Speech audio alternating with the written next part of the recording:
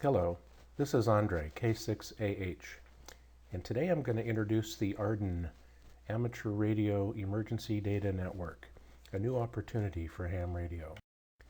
So why this topic? Well, EMCOM messaging today is back in the dark ages. It's completely ineffective. When you consider what it takes to get a message from point A to point B, it involves the sender telling or writing on a form the message that's to be conveyed. And that message is on paper form is handed to a ham who typically would convey it to another ham via VHF radio. That recipient ham would then write it down, bring it to the recipient. The recipient would read it and acknowledge having received it by signing the form, and then that confirmation then is conveyed back over VHF radio to the sending ham, who then passes that to the original sender. Well, the EMCOM customer today has wildly different expectations. Those expectations today involve picking up a phone and calling. They involve email. They involve instant messaging. They involve all those things that are tools that they have at their disposal when they do their jobs. Well, there's over $4 billion of ham-compatible radios sold in the world each year. And these radios have the capability of delivering on the EMCOM customer expectations. Most hams wouldn't recognize these radios as even being ham radios. They're all around us, and coupled with the privileges that our license offers, we really ought to be using this technology for EMCOM. So what is AREDN? AREDN is a high-speed IP data network. It's comprised of a mesh of radio routers operating in the ham microwave bands. It can handle data rates of up to 54 megabits per second. They operate under Part 97, which will only require a technician license to operate. They're designed to provide a TCP/IP medium when other network infrastructure has failed, such as intranet or intranets. It's not intended to be an internet access alternative. And the AREDN development team has written all of the broadband hamnet releases since version 1.0.1 are the AREDN team, and that's what AREDN is based on, is the software that they AREDN's written in Linux. AREDN runs on Linux platforms, and it's based on 802.11 devices, both Wi-Fi and WISP. We'll discuss those differences here later on. And it's comprised of four major components.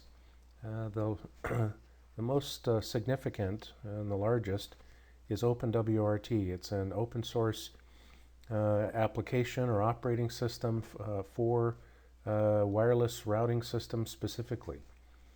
And it replaces the manufacturer's operating system and the software that comes with these devices out of the box. The second major component is OLSR, or Optimized Link State Routing. It's a protocol, and it allows for these what we call nodes or mesh nodes to establish links between each other and to determine the optimal path through this mesh of these nodes in order to get from point A to point B. OLSR is specifically optimized for dynamic ad hoc networks such as AREDN's. The third major component is a web-based graphical user interface for configuring the node and monitoring it. And lastly, the automatic TCP/IP network configurations. You don't have to be a network expert because of this last component here. It figures it all out automatically for you. The project objectives primarily are to provide a system that the typical ham can use to deploy to a disaster site and be a functioning part of that network by performing 3 simple steps: by installing the AREDN firmware, by following a very simple set of configuration instructions, and then pointing the node antenna towards an existing network or mesh node. Secondarily, our objective is to provide a means to monitor and manage that mesh network and to specify a set of standards and services specifically for MCOM. There are typically 3 different user types that are attracted to this technology. The first is the group that look at it and think of all the cool things that you can do. These are typically, neighborhood networks, a lot of computer guys that find this technology to be cool because they can set up their own autonomous radio-based networks with their friends and neighbors. They tend to attract non-hams, particularly the computer network guys. They typically would utilize the lower powered units, even the Linksys WRT54Gs perhaps as network routers. The second group is described as those that are applying it toward a need. They weren't particularly looking for it, but now that they see it, they also see the value in it. And this is characterized by the people that are using it for field day logging, perhaps race support, surveillance cameras, and that sort of thing. And the third group of users that we see are those that have longed for this technology. To them, it's game-changing. They're exploiting it by building up infrastructure based on this technology. MCOM, emergency communications, is a primary target for this technology, and it's the focus of the AREDN project. Okay, so how does it all work? I can't really address that without first describing how Wi-Fi works. And you'll see on the screen 2 domains. The first in the bottom right is the user domain. You all, or most people, have wireless networks in their homes today, and you will recognize that there are wireless devices and wired devices connected to that Wi-Fi router. Those devices are all within the same address space. They're all treated identically on the network. There is really nothing that distinguishes the wired devices from the wireless devices, other than the fact that the connection point to the router is different. And then there's another port altogether known as the WAN, or Wide Area Network port, that's used typically to connect to an external domain such as the internet. And there's a wall there illustrating that there's some firewall rules that are configured for security purposes to prevent outsiders from unauthorized access into the router device. So what AREDN does then is repurpose that device, and so I've illustrated to begin with here two networks that emanate from the AREDN router, and of course we recognize the external wide area network domain, or the internet, but now we see a somewhat different looking user domain. In fact, it's now called a user services domain, and you have wired and wireless devices as before, but now you see they're in the same domain with these services, and you'll see the services could be things like a chat, voice over IP, PBXs, file servers, FTP servers, email servers, video servers, and the like. And then there's a third domain, which is the RF domain or the mesh domain that emanates from this router device. And you'll see this RF domain could be built on links that are 25 or more miles in length. And of course, that's extendable to really no limit. So we've gone from two domains with the Wi-Fi device to 3 domains with the AREDN. All right, how does OLSR work? As I mentioned, that's optimized link state routing, and it determines the best path to use for communicating between point A and point B. So you'll notice the direct link between device A and device B. I've labeled as having a link quality of 80%. That means that for every 10 packets that are transmitted between point A and point B, 80% of them get through the first time, which implies 20% of them failed and have to be retransmitted. So we say that has a path cost of $1.25. Now, I use currency as the analogy here. Obviously, no money changes hands. And then if you look at the path emanating from point A down and to the right, to the lower device, the lower node, you'll see it has a link quality of 100%, meaning 10 of 10 packets will make it there. And I say that's going to have a path cost of $1, and so forth. Now, if the horizontal link directly between A and B is broken, then OLSR will almost immediately recognize that and reroute traffic. Now, where it reroutes traffic is based on the least expensive path cost. So if we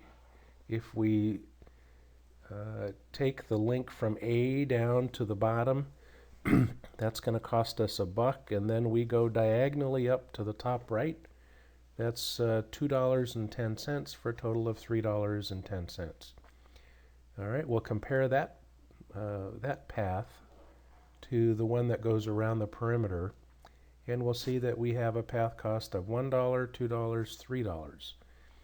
So in this instance, if that direct link between A and B were broken, OLSR will immediately, or almost immediately, within a fraction of a second, update the route between A and B to go around the outer perimeter of that mesh. That's how OLSR works. So what does the GUI do? The graphical user interface has several functions. It allows you to check the traffic and congestion on a particular channel. It displays the node status and the current connections, the direct connections to your nodes and the remote connections to your nodes. It allows you to set up the node, to establish port forwarding rules and turn on DHCP and so forth, and advertise services. Some of these are advanced. You don't need to do any of them, but they're offered as a means of being as flexible as possible for the more advanced user. You're able to set up and configure a tunnel. We'll talk about that in a little bit. And you're able to do some administrative functions like setting up packages to run on the node, or updating the firmware within the node itself, and for those advanced users to establish network address translations on interfaces. And here's a representative sample of the graphical user interface screens. And I won't go through them each, but they provide the functionality that I described earlier. So how do I build an AREDN network? Well, I highly recommend that before you do anything, you define a specific purpose for the mesh. Now, that could be quite a large implementation, or it could simply be, I'd like to understand the technology. I'd like to figure this stuff out so that I might be able to use it for another specific purpose in the future. And then once you've established that purpose, then you plan and deploy the core nodes that you're going to need to fulfill that purpose.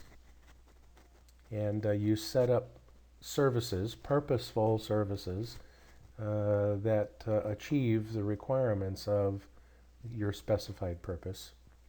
And then you use that mesh routinely so that you know that it'll be there when it's needed. It's not,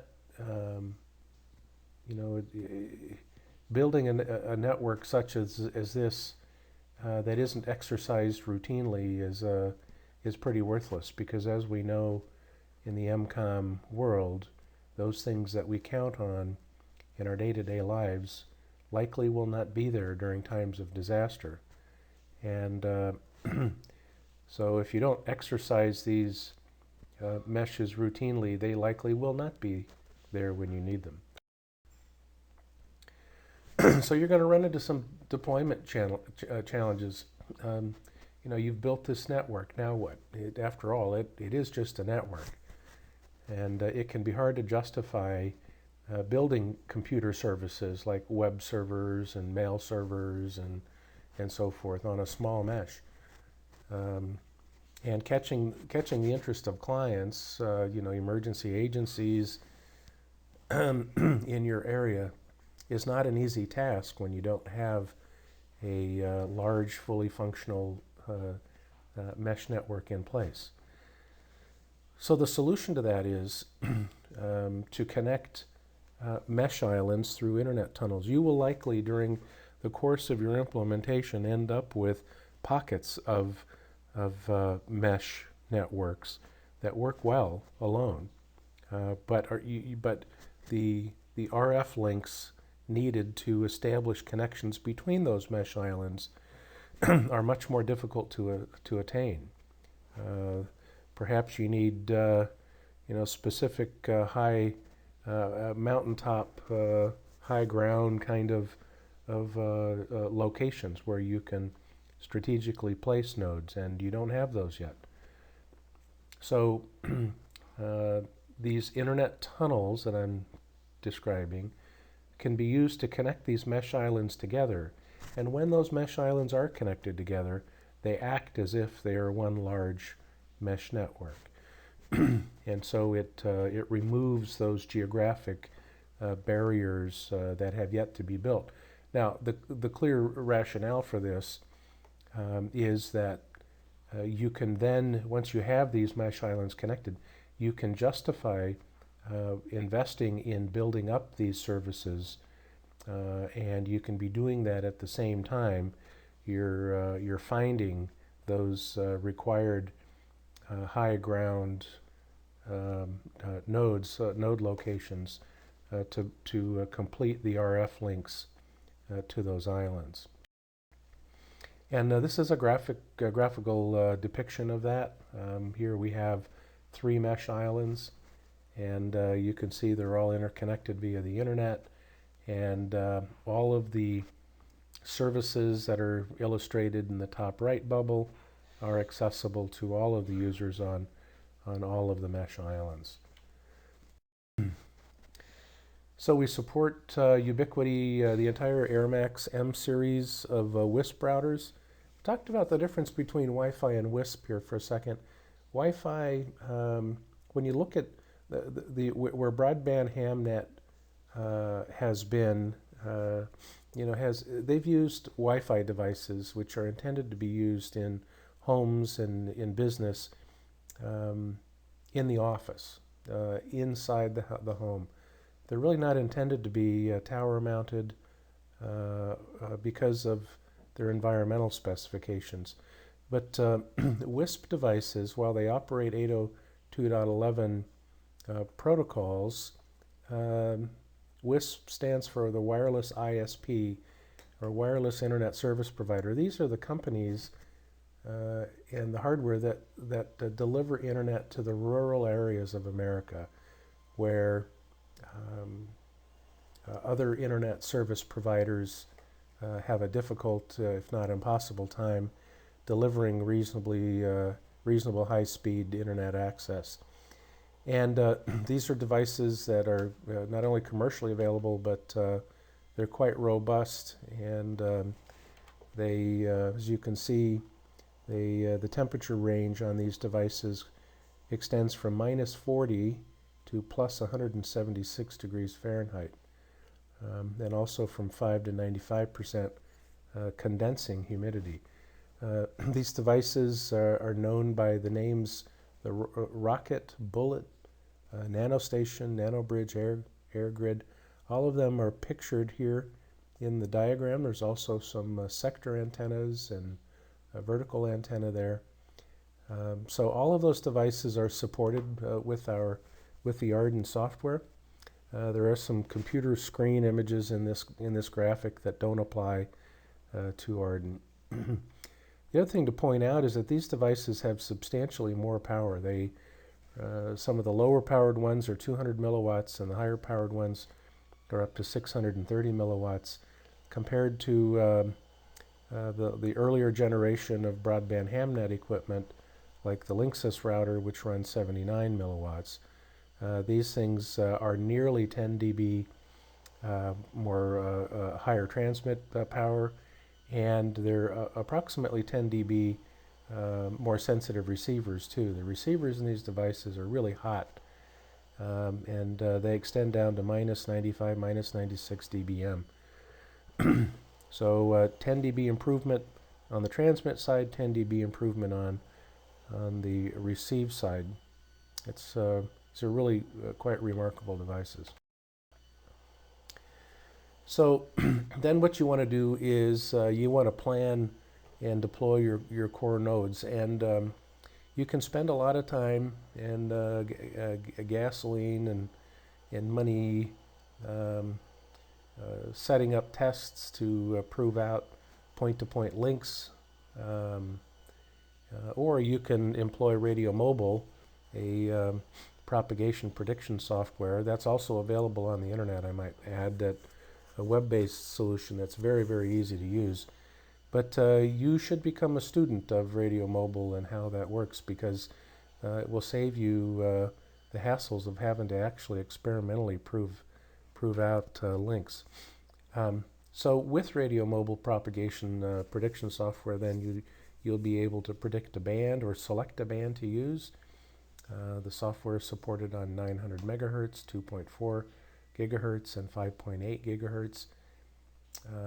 So you'd select the appropriate band for your needs. You would select a device from the AirMax line, and you'd select an antenna. Many of these devices in the AirMax line have internal antennas. Some of them are designed to be used with external antennas. So you'd make a device and an antenna selection. You then look at the link budget and path loss and the signal to noise ratio that you end up with on those paths. And I've got an example of a conceptual design here I'll talk in just a minute. This is Radio Mobile's prediction of the coverage of a node that I have in North San Diego County. And the green is representative of areas that will hear those nodes at about 9.5 microvolts. And then the yellow is 3 microvolts. So the green areas are likely acceptable coverage. The yellow would be marginal, and those areas that are not shaded would not be covered. As you can see, these are, the coverage pattern is quite amazing, actually, when you consider the amount of power. This is represented by 2 half-watt rockets that are connected to 120 degrees sector antennas. and they cover quite a number of square miles all the way out to Oceanside and beyond into the Pacific, and as far to the east as the foothills of the Palomar mountain range to the east. And I'm exploring the possibility of connecting that to a 5 gigahertz high ground node we have recently established on Mount Palomar. So Radio Mobile here predicts that the path is usable.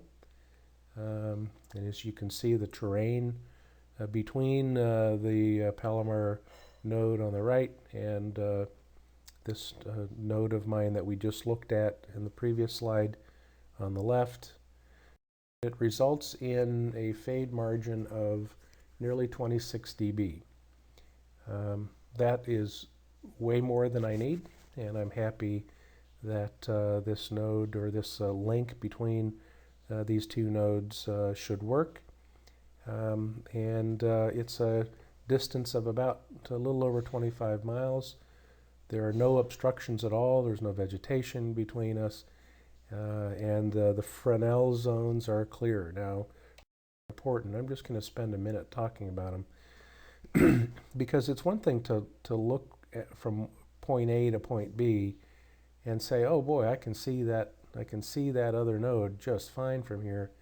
But it's a little bit more complicated than that because trees and other vegetation will kill these microwave signals, as will buildings, and probably more importantly, rather than kill the signal, reflections from buildings and other obstructions will end up causing the signal at the far end to have what's called multipathing, or the signal will actually come in from two places, the primary path and then the reflected path. And depending on that reflection, it could be in phase or out of phase. And if it's out of phase, it essentially cancels the signal. Now, bottom right, there's a formula that describes how big this cigar-shaped area needs to be between these two nodes. But I've run that calculation for you for 4 typical scenarios at 2.4 gigahertz and 10 miles. The radius, that's the R value in the diagram here, is 74 feet, which means that 148 feet across that cigar needs to be completely clear. No obstructions, no vegetation. At 2.4 gigahertz and 20 miles, the R is 104 feet for a total of 208 feet across in that cigar. And then you can see that at 5.8 gigahertz, it becomes a little easier to deal with, 47 feet at 10 miles and 67 feet at 20 miles. So crucially important. And if you have two nodes and you can't seem to make them work right, it's likely because your Fresnel zones are not clear. All right, here's a conceptual diagram of what a network might look like. I'm not going to spend a lot of time on it because it isn't really a proven out network yet. It's entirely conceptual. But it starts on the left with a fixed backbone node. And this node is typically on very high ground. It's cross-banded, meaning it runs 5.8 gigahertz from itself to a similar node on another mountaintop, illustrated over to the far right-hand top corner, and then has sector antennas to deliver the mesh to the next tier, which are described here in the middle as fixed or deployed mid-mile nodes. And these are placed on strategic hilltops. They could be deployed. It could be a vehicle that deploys to a a mid-mile high node, obviously not as high as the fixed backbone node, but it pulls into place, points the dish up to the backbone on the higher elevation, and then has an omni or perhaps a sector antenna also that will deliver the mesh network to the deployed hams, which are represented on the far right, and those deployed hams would set up temporary operations wherever the disaster warrants. And they point their dish up to the mid-mile nodes and become a part of the mesh in that way. All right, I'll get into some installation examples here. This is a node, in fact, it's the northern San Diego County node that covers the eastern side of that diagram you saw earlier from Radio Mobile. It's an M2 rocket, 120-degree sector antenna. It runs both vertical and horizontal polarization. Now, let me take a minute to talk about that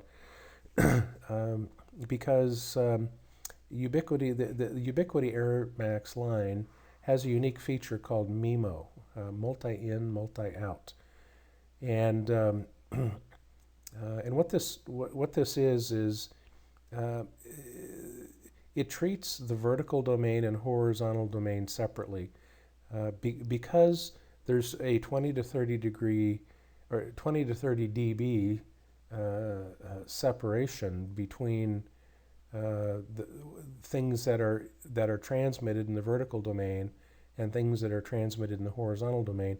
These MIMO devices will actually have separate data connections in each of those two planes.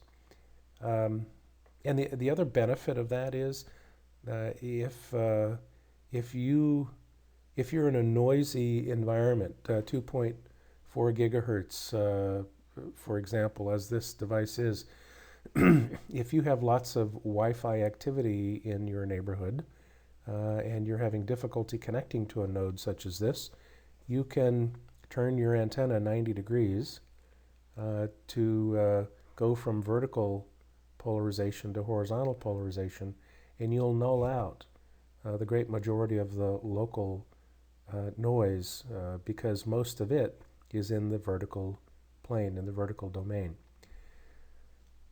This is a highly effective technique, and this particular node has a companion node that faces west.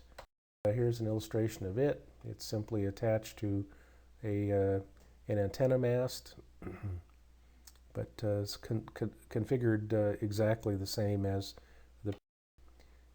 This is my mobile node. I use it for managing the other nodes. It's a bullet, which you can see laying horizontally across the roof rack, and it's mounted via a 90-degree connector adapter to an 8 dB vertical antenna. I also have a dash-mounted computer and a wireless keyboard in the cab that allows me to use it as a node to communicate with other elements. This is Gene, WB9COY. He's an engineer at Qualcomm, a member of the San Diego group, and he has 3 of these M2 rockets and 120-degree sector antennas on the top of a Qualcomm building in Sorrento Mesa in the San Diego area. And Joe, AE6XE, a member of the development group for AREDN, has a node here in the wild somewhere above Mission Viejo. He also has a remote controllable camera that he can use to survey the area. As you can see, it's solar powered. Batteries are underneath the solar panel. And one of these nodes is an M2 rocket, the other is an M5. M2 being the 2.4 gigahertz device, M5 being the 5.8 gigahertz device. And Charlie, WA6RUZ, has what we call the barbecue grill or barbecue dish, a 24 dBi antenna, and in this case it's vertically polarized. You can tell that by the grid.